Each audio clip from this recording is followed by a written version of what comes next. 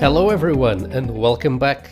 In this lesson we're going to talk about a new structural directive in Angular core. This is the ngIf directive that is useful for conditionally displaying or hiding from the user certain parts of the page. Let's give a concrete example for this very commonly used functionality. For example, here at the level of our course card, we can see that every course that we are displaying here has an image.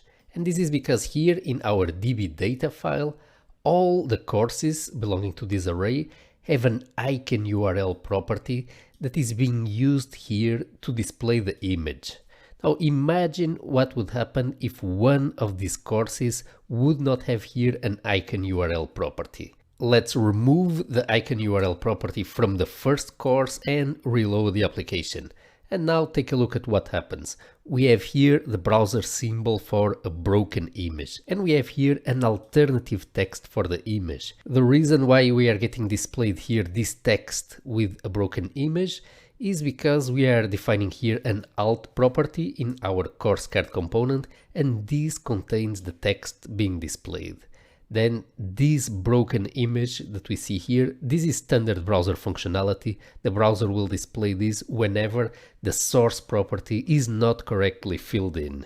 What we would like to do in this situation is, instead of displaying here this broken image, we would prefer to hide the image tag completely and replace it with something else. And this would happen depending on the presence of the icon URL property. The expression that we pass to ngIf works in the following way. If the expression is evaluated to true, then we're going to see that the element onto which we are applying ngIf, in this case the image, will still be present on the screen. But if this expression evaluates to false instead, then the image is going to get hidden. As we can see, the image is no longer present, and if we inspect here our application, we are going to see that not only the image is hidden, but it was instead completely removed from the page. So there is no hidden HTML element here that is still present on the page, hidden with CSS. What happens here with ngIf is that the content is completely removed from the DOM, from the page itself. Notice that we don't have to pass in the values true or false to ngIf. We can instead pass any JavaScript expression. We can also pass here a reference to course.iconurl, which is a string and not a boolean, and it can potentially be undefined. But even though this is a string and not a boolean, the ngIf structural directive is going to coerce this value into a boolean. So in this case, the value undefined of this first Angular core deep dive course is going to cause the image to be hidden. So this expression here, in the case of this course card, is getting evaluated to false because icon URL is undefined. And for all other courses in the list, because we have an icon URL property defined, this ngIf expression is going to be evaluated to true, and so the image will be displayed on the card. We don't have to pass only booleans or strings to ngIf. We could potentially pass an object, and if the object is undefined, then it would be evaluated to false. Any other object would be evaluated to true. We can also pass in here a function call. For example, we can create here a new method called isImageVisible. This method needs to be available here at the level of our component, and from here we can return a boolean to the template indicating if the image should be visible or not. In this case, we are going to say that the image is visible if the course property is defined and if the course property has an icon URL property also defined. So as you can see, if we reload here the page, we can see that the same logic is still working as expected. Let's give another example of how to use ngIf.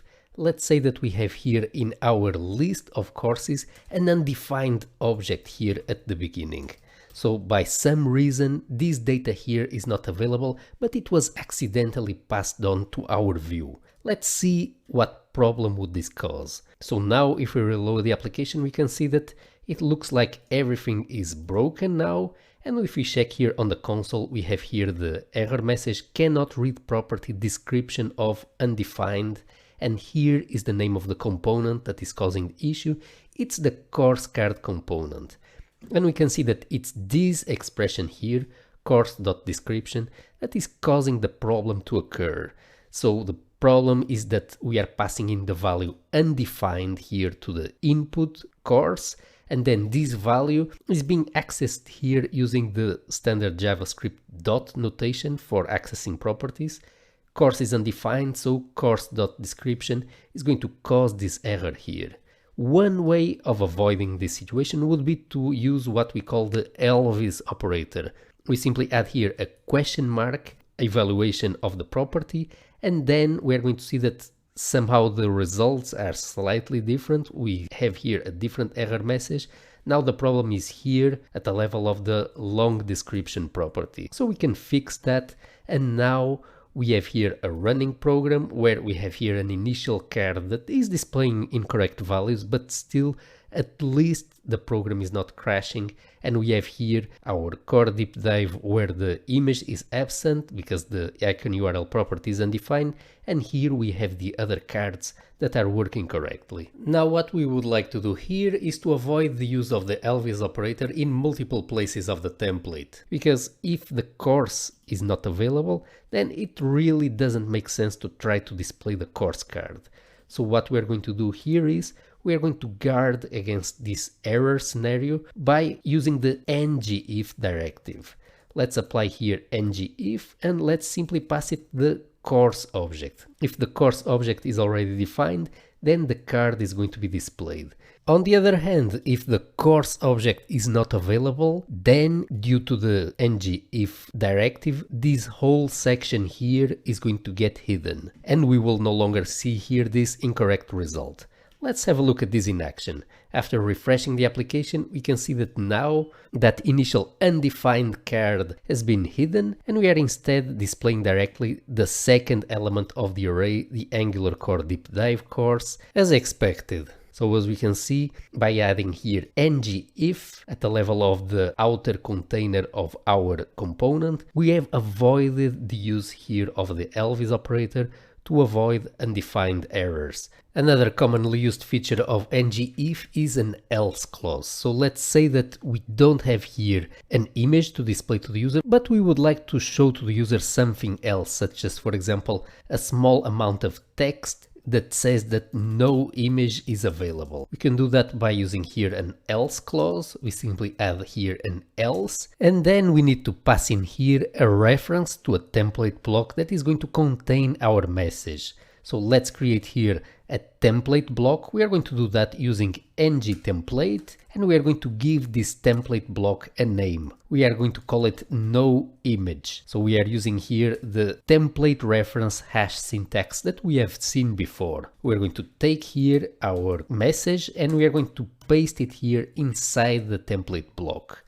Now we are going to take this template reference, no image, and we're going to add it here in our else clause. Let's now quickly see this logic in action. We are going to refresh the application, and we're going to see that we have here the no image is available message displayed on the screen, but only in the case of the first card where no image is available. In the remainder of the cards, we are correctly displaying the image as expected. And with this we have covered ngIf, which is one of the most commonly used directives in Angular. Next, we are going to talk about the ngClass and ngStyle directives that we are going to be using for styling our Angular components.